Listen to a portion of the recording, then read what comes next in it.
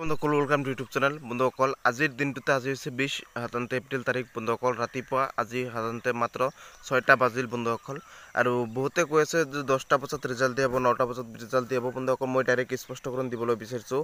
আৰু ইতিমধ্যে আমাৰ অসমৰ মৰমৰ শিক্ষামন্ত্ৰী ডাঙৰীয়া ৰণোজ পেগু ডাঙৰীয়াৰ হাততে এখন টুইট বনাইছে, কোনোবা বনাইছে, বনাই কিনে সেইটো ভাইৰেল কৰি আছোঁ বন্ধুসকল, যে আজিৰ দিনটোতে ৰিজাল্ট দিব।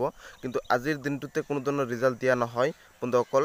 আৰু ৰণোজ পেগু ডাঙৰীয়া সাধাৰণতে শিক্ষামন্ত্ৰী ডাঙৰীয়াৰ এখন টুইট সাধাৰণতে এডিট কৰি টুইটৰ এক্সৰ সাধাৰণতে টুইট আছে, টুইটৰ সাধাৰণতে আপোনালোকৰ সাধাৰণতে কপি এডিট কৰি সেইটো এটা পোষ্ট কৰিছে যে আজিৰ দিনটোতে ৰাতিপুৱাই 10 বজাত ৰিজাল্টখন দিয়া হ'ব। একেবাৰে ভুৱা বন্ধুসকল এইখন সাধাৰণতে।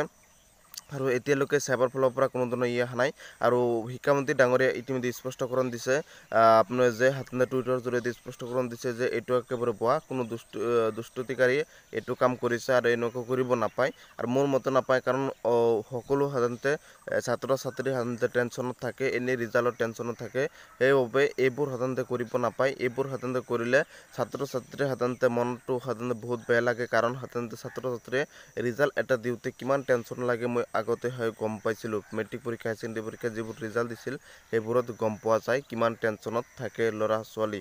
জীৱনৰ প্ৰথমবাৰ সাধাৰণতে পৰীক্ষা, মেট্ৰিক পৰীক্ষা ৰিজাল্ট দিলে সাধাৰণতে সকলো টেনশ্যনতে। তাৰ মাজতে যদি এনেকুৱা সাধাৰণতে কোনোবাই এডিট কৰি, শিক্ষামন্ত্ৰী ডাঙৰীয়া এডিট কৰি এনেকুৱা কৰিব নাপায় আৰু কেতিয়াও যাতে নকৰে, সকলোক মই অনুৰোধ জনাইছোঁ এনেকুৱা যদি নকৰি ভাইৰেল নকৰে। আৰু আজিৰ দিনটোতে ৰিজাল্ট দিব নে নাই সেই বিষয়ে আপোনালোকক ভালকৈ বুজাই দিম। তাৰ আগতে এটা অনুৰোধ জনাই দিম, যিসকলে মোৰ চেনেলটোত প্ৰথমবাৰ ভিজিট কৰিছে চেনেলটো ছাবস্ক্ৰাইব কৰি দিব বন্ধুসকল। আজিৰ দিনটোতে ৰিজাল্ট দিয়াৰ কোনো সম্ভাৱনা নাই, কাৰণ ৰণোজ পেগু ডাঙৰীয়াই সেইটো টুইটৰ জৰিয়তে কৈছে যে চেবাই সাধাৰণতে এইটো ঘোষণা কৰিব। আৰু চেবাই এতিয়ালৈকে কোনো ধৰণৰ টুইটো কৰা নাই, কোনো ধৰণৰ নটিছ দিয়া নাই। নটিছ বা টুইট বা যিকোনো দিলে মই লগে লগে জনাই দিম। আৰু আজিৰ দিনটোতে দিব পাৰে, নিদিব পাৰে বন্ধুসকল। আজি কিবা কাৰণে নাহিলে অহাকালি আহি যাব পাৰে ৰিজাল্ট, কিন্তু আপোনালোক মই ভালকৈ বুজাই দিম অতি সোনকালে। আজিৰ দিনটোতে অলপ পিছতে, আধা ঘণ্টা 1 ঘণ্টা পিছতে আপোনালোকে মোৰ চেনেলটোৰ জৰিয়তে গম পাব। সকলোক মই হাজৰকৈ অনুৰোধ জনাইছোঁ যে ভিডিঅ'টো শ্বেয়াৰ কৰি দিব, চেনেলটো ছাবস্ক্ৰাইব কৰি দিব। আৰু এতিয়ালৈকে ৰিজাল্ট আহি পৰা নাই, এতিয়ালৈকে গম পোৱা নাই, কিন্তু ৰণোজ পেগু ডাঙৰীয়াই যিখন টুইট কৰিছে সেইটো মতে আজিৰ দিনটোতে কোনো ধৰণৰ ৰিজাল্ট দিয়া নহয়। আৰু আপোনালোকৰ সাধাৰণতে ৰণোজ পেগু ডাঙৰীয়াই সাধাৰণতে যিটো উল্লেখ কৰিছে যে চেবাই ঘোষণা কৰিব, যে ৰিজাল্ট দিব, চেবাই ঘোষণা কৰিব, এইটো সঁচা কথা বন্ধুসকল। চেবাই কোনো ধৰণৰ আপডেট দিয়া নাই।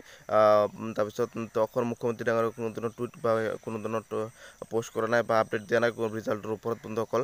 ৰিজাল্টৰ ওপৰত আপডেট দিলে লগে লগে জনাই দিম। এতিয়ালৈকে কোনো ধৰণৰ আপডেট অহা নাই। সকলো নো টেনশ্যনত থাকক, মোৰ চেনেলটো ছাবস্ক্ৰাইব কৰি থাকক, লগে লগে গম পাই যাব, নটিফিকেশ্যন অন কৰি থাকক।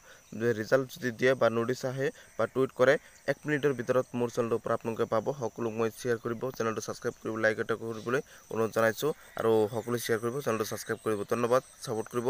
আৰু অলপ পিছত মই